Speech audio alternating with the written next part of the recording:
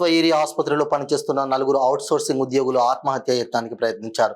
మమ్మలను మోసం చేసి మా దగ్గర డబ్బులు తీసుకొని మాకు ఇస్తానన్న పని ఇవ్వకుండా మమ్మల్ని ఇబ్బంది పెడుతున్నారన్నారు. మేము ఎన్ని మార్లు చెప్పినా కూడా మా మాట వినడం లేదు కాబట్టి మేము కాంట్రాక్టర్ పెట్టే ఇబ్బందులు తట్టుకోలేక మా పనిని మాకు ఇప్పించమంటూ లేదంటే ఆత్మహత్య చేసుకుంటామని ఆసుపత్రి బిల్డింగ్ పైకి ఎక్కారు. గతంలో ఉన్న సూపరింటెండెంట్ తో కలిసి వేరే అతను మాకు ఉద్యోగం ఇప్పించి మా దగ్గర డబ్బులు కూడా తీసుకున్నారన్నారు. ఇప్పుడు మేము చేయవలసిన పేషెంట్ కేర్ పనిని మాకు ఇవ్వకుండా మమ్మల్ని ఇబ్బందులకు పెడుతూ మాకు శానిటైజింగ్ సెక్యూరిటీ మా పేరు కాంట్రాక్టర్ మాకు తెలియకుండానే పేరు రాసుకొని మమ్మల్ని బలవంతంగా పనులు చేపిస్తున్నాడని ఎన్ని మార్లు చెప్పినా కూడా మా మాట పట్టించుకోవడం లేదని ఇప్పటికైనా కాంట్రాక్టర్ మేము చేసే పనికి మాకు ఇవ్వవలసిందిగా లేదంటే ఆత్మహత్య చేసుకుంటామంటూ ఆసుపత్రి బిల్డింగ్ పై నుండి ఆసుపత్రి ఆత్మహత్యకు పాల్పడడంతో వారితో పనిచేస్తున్న తోటి ఉద్యోగులు వారిని ఆపి పోలీసులకు సమాచారం అందించారు. కొత్తగూడెం 3 టౌన్ సిఐ సంఘటనా స్థలానికి విచ్చేసి వారికి నచ్చజెప్పి ఆసుపత్రి బిల్డింగ్ పై నుండి కిందికి దింపి వారికి న్యాయం జరిగే విధంగా చేస్తామని చెప్పి వారిని పోలీస్ స్టేషన్ కి తీసుకెళ్లారు. ఏదేమైనా ఈ విధంగా ఉద్యోగాలు ఇప్పిస్తానని చెప్పి కొన్నాళ్ల తర్వాత వారిని ఇబ్బందుల పాలు చేయడం ఏంటి అంటూ డబ్బులు తీసుకొని ఉద్యోగాలు ఇవ్వడం ఏంటి, అందులో గతంలో ఉన్న సూపరింటెండెంట్ పేరును వారు అంత నిశ్చక్తంగా చెప్పడం ఏమిటి, దీనిపైన మధ్యకాలంలో ఏజెన్సీ పైన ఇలాంటి వివాదంతో ఎంక్వైరీకి కలెక్టర్ ఆదేశించారు. ఇప్పుడు ఉద్యోగం చేస్తున్న వారే మా దగ్గర డబ్బులు తీసుకొని మా పనులకు మాకు ఇవ్వకుండా మమ్మల్ని ఇబ్బందులు పెడుతున్నారని చెప్పడం గమనార్హం. ఇప్పటికైనా గవర్నమెంట్ ఏరియా ఆసుపత్రిలో జరుగుతున్న ఉద్యోగాల అరాచకాలను అరికట్టాలని స్థానికులు ప్రజానాయకులు చెప్తున్నారు.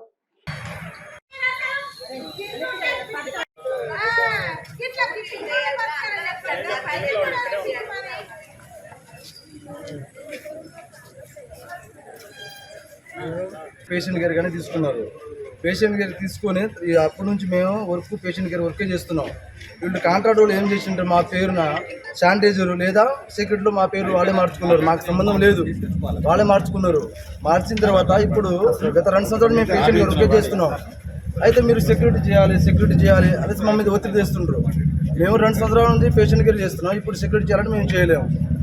కాంట్రాక్ట్ వాళ్ళు బదిలాను అయినా అసలు మాటినట్లే మీరు కంపల్సరీ పేషెంట్ సెక్యూరిటీ చేయాలని చెప్తున్నారు.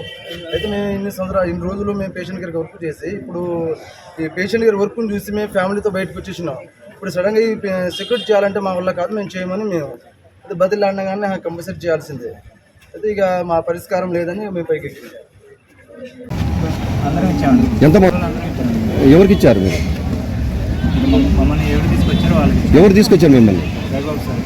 రవిబాబు సార్. దీనికి సంబంధం అయింది, ఆయన ఏంటి పోస్ట్ దీంట్లో?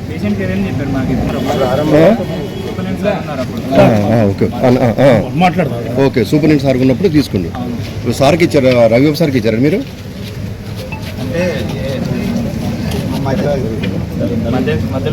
ఎవరు ఇచ్చారు? మీడియేటర్ ఎవరు?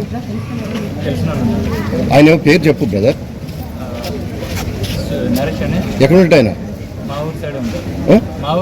మీ ఊరు సైడ్ అంటే ఏ ఊరు, ఏ మండలం, ఏ ఊరు? ఓకే, ఆయన ద్వారా మెయిల్ ఇచ్చింది. మీకు ఏమైనా లెటర్ రాసి ఇచ్చిందా మీకు? ఓకే ఓకే, ఏం లేకుండా